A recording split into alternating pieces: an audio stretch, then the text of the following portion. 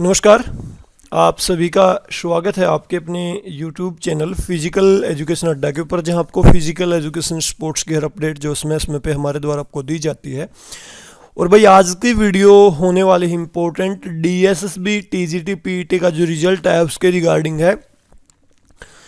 आपने भी किसी अलग अलग व्हाट्सएप ग्रुप में देखा होगा कि कुछ बच्चों ने शिकायतें की थी कि उनके मार्क्स जो है चेंज हो गए हैं।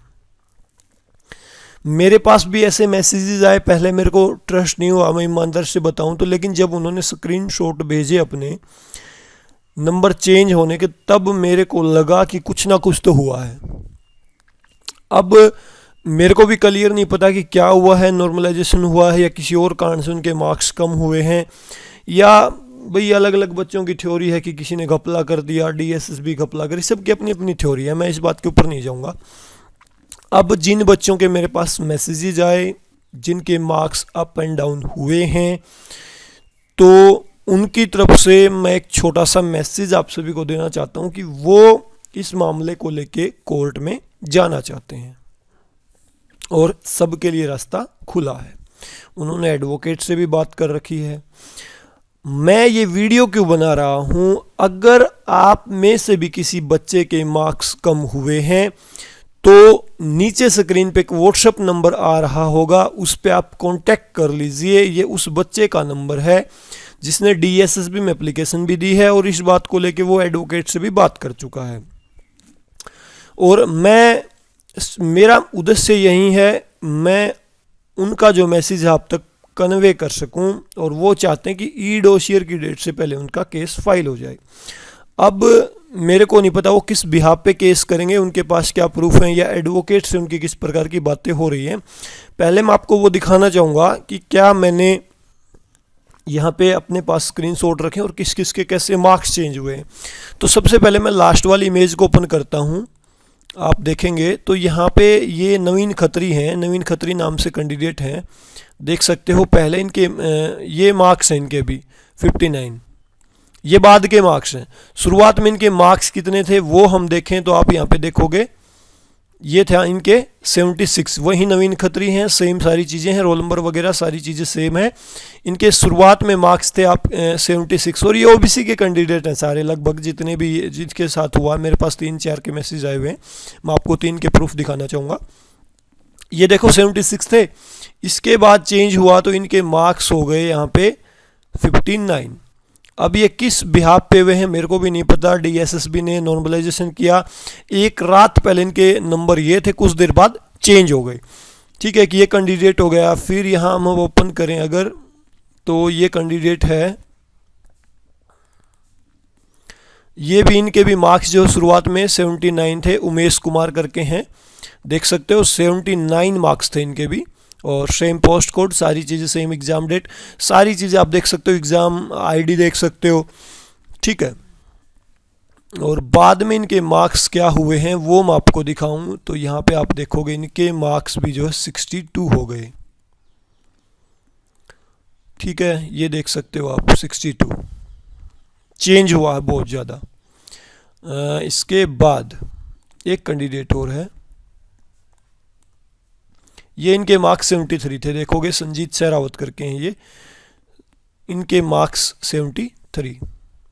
ठीक है, 74 मान सकते हो इनको आप। इसके बाद इनके मार्क्स में क्या चेंज हुआ, 59, देखो कितना डिफरेंस आ रहा है, 59। थोड़ा सा और जूम करूँ तो मैं 59, वहीं एग्ज़ाम ID, वहीं पोस्ट कोड। तो कुछ ना कुछ तो हलचल हुई है, मैं ये नहीं कह सकता कि क्या हुआ है। हाँ, नॉर्मलाइजेशन से मार्क्स अप एंड डाउन हो सकते हैं, लेकिन नॉर्मलाइजेशन जब लागू होता है तो जैसे मेरे जो स्टूडेंट्स थे जो मेरे साथ जुड़ के तैयारी करे थे, उनके किसी के भी मार्क्स चेंज नहीं हुए। यहाँ तक कि मैंने भी पेपर दिया था, मेरे भी मार्क्स जो मैंने फर्स्ट डे देखे वो second day same as it is थे।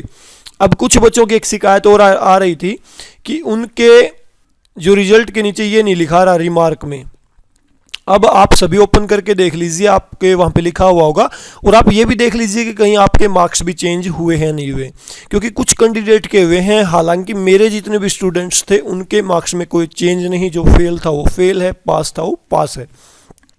तो आप भी अपनी आईडी पे लॉगिन करके एक बार जरूर देख लें कि कहीं आपके मार्क्स चेंज हुए या नहीं हुए।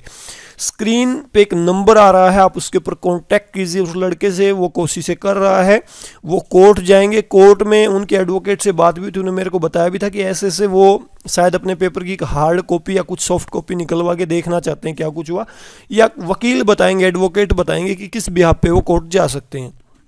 मैं अपना आइडिया बताऊं तो देखो कुछ भी हो सकता है, मैं ये नहीं कहूँगा आपको इस केस का बेनिफिट होगा, तो आपको मैक्सिमम चीज़ ये ज़रूर होगी कि आपको पता लग जाएगा कि किस वजह से आपके नंबर कम हुए। मैं ये बिल्कुल नहीं कहूँगा कि आपके मार्क्स बढ़ जाएंगे, आप कोर्ट जाइए जॉब लग जाओगे, लेकिन तहकीकात में आप बात की तय तक जा सकते हैं। बाकी कैंडिडेट को भी नॉलेज हो सकती है कि सिर्फ कुछ कैंडिडेट के मार्क्स में ही चेंज क्या हुआ, और आप इनका देखोगे तो किसी के पहले पार्ट में बढ़ गए हैं तो दूसरे पार्ट में बहुत ज़्यादा नंबर कम भी हुए हैं। अब ये नहीं पता ये किस ब्याह पे सिर्फ कुछ कैंडिडेट के साथ हो रहा है, सभी के साथ तो नहीं हो रहा ये पक्का, क्योंकि मेरे पास भी 20 से 25 बच्चों के मैसेज आए हुए जो सिलेक्टेड हैं और जिनके 100+ मार्क्स हैं। उनमें से किसी भी बच्चे के साथ ऐसा अभी तक नहीं हुआ है। तो मैं क्लियर कट नहीं कहूँगा कि आपको बेनिफिट होगा, लेकिन आप कोर्ट जरूर जा सकते हो, बात का हमें पता चल सकता है कि समस्या कहाँ हुई है, और ये कुछ ही घंटों में रिजल्ट में ये मार्क्स कैसे चेंज हो रहे हैं। और सबसे बड़ी बात कि अपने अपने रिजल्ट्स को फिर से ओपन करके देखिए, कहीं आपके मार्क्स भी तो चेंज नहीं हो रहे हैं। सबसे ज़रूरी चीज़ मैं आपको यही बताना चाहूँगा, क्योंकि मेन ये होता है कि एक सेटिस्फेक्शन होता है, हम विफल हो जाएं कोई बड़ी बात नहीं होती है, लेकिन जब आपके नंबर क्या होते हैं, एक रात पहले कट ऑफ से ऊपर होते हैं, फिर नेक्स्ट डे जब रिजल्ट को फिर ओपन करते हैं तो आपके मार्क्स कट ऑफ से नीचे मिलते हैं, तो वहाँ पे थोड़ा सा चिंताजनक भी है, और एक आप सेटिस्फाई होते हैं कि हाँ मेरा मेरिट में नाम आ गया। तो उसके बाद से मार्क्स का कम होना थोड़ा सा चिंता का विषय है, और जिसके कम होते हैं वो थोड़ा नहीं, उसके लिए तो बहुत ज़्यादा हो सकता है। हाँ मेरे लिए थोड़ा सा ये है कि मार्क्स चेंज हुए क्यों हैं, क्योंकि मैं कोई इन्फॉर्मेशन जब प्रोवाइड करवाता हूँ तो मेरी एक जिम्मेदारी बनती है कि ऐसा कुछ अगर किसी बच्चे के साथ हो रहा है तो वो सभी बच्चे आपस में इकट्ठे हों और आप अपना निर्णय ले सकते हो, कोर्ट भी जा सकते हो या किसी से भी मिल सकते हो, DSSB ऑफिस भी जा सकते हो, अपनी एप्लीकेशन भी दे सकते हो।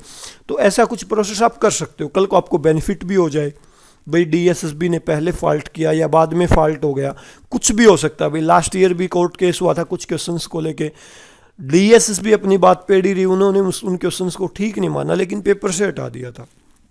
तो कभी भी कुछ भी हो सकता है भाई, उम्मीदें कभी नहीं तोड़नी चाहिए, और बिल्कुल आपके लिए सभी दरवाजे खुले हैं, आपको जाना चाहिए, ठीक है। और मेरी किसी मदद की जरूरत हुई तो मैं फिर हाजिर होऊंगा और वीडियो बनाने के लिए।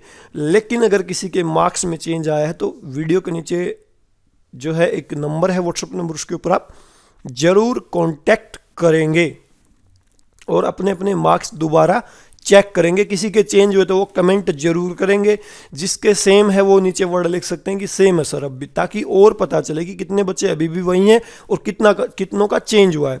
अभी के लिए स्टूडेंट में इतना ही। वीडियो को आपने लास्ट तक देखा, इसके लिए आप सभी का बहुत बहुत धन्यवाद। Thank you.